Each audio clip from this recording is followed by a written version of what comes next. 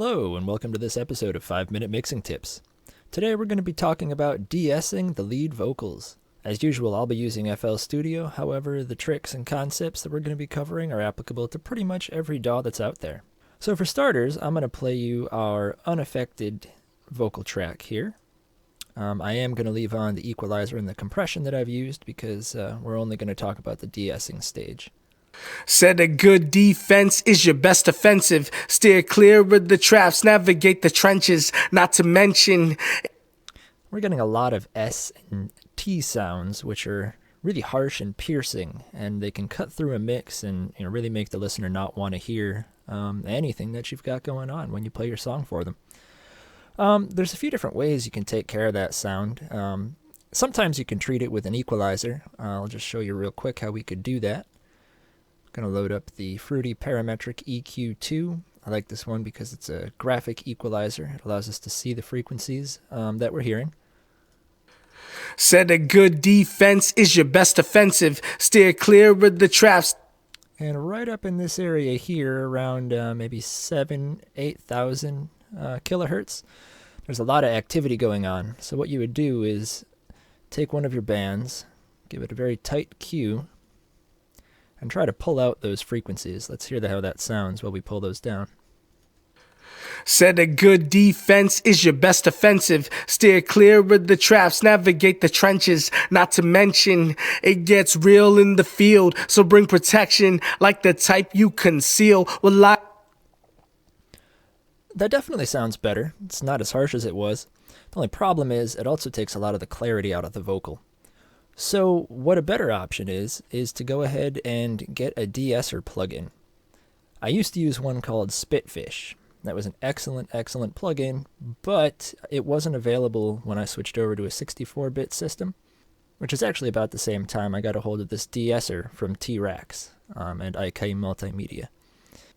What this allows you to do is to set a frequency range that it then basically compresses the vocal. You use your settings with your high and your low, and then you take out less or more of the S sound. We can play it back with this de-esser on. You can hear how it changes.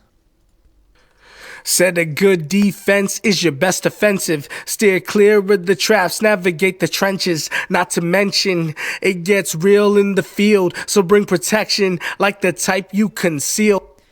Now you always want to be careful when you're using a de-esser that you don't take out too much of the S sound. You can really make a vocal sound unnatural and almost like the singer has a lisp. So one feature that most de-essers have, and I really like about this particular one, is that it gives you the option to hear just the de-essing action. So if we turn that on and we play back our vocal, we're going to hear just the noises that are being taken away.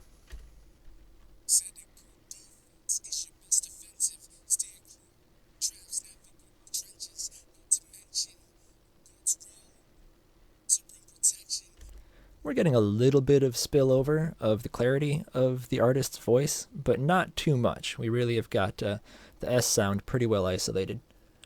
If we wanted to, we could change the slope. Right now it's at 24 decibels an octave. If we wanted to make it more or less severe, we could also change the release so that we got only the S sound and maybe less of that vocal to pick up.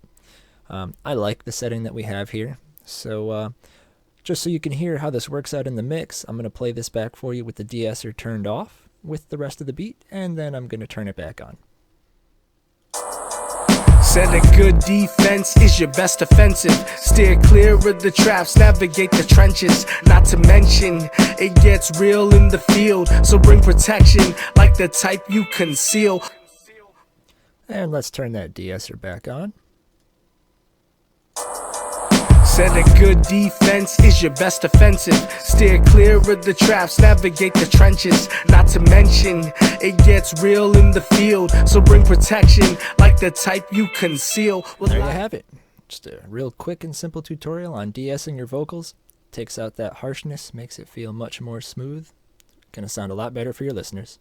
Hope you guys enjoyed this episode of 5-Minute Mixing Tips. Thank you for watching. Feel free to leave a message in the comments. Don't forget to subscribe to the channel. And if there's anything particular you'd like me to do a video about in the future, please let me know.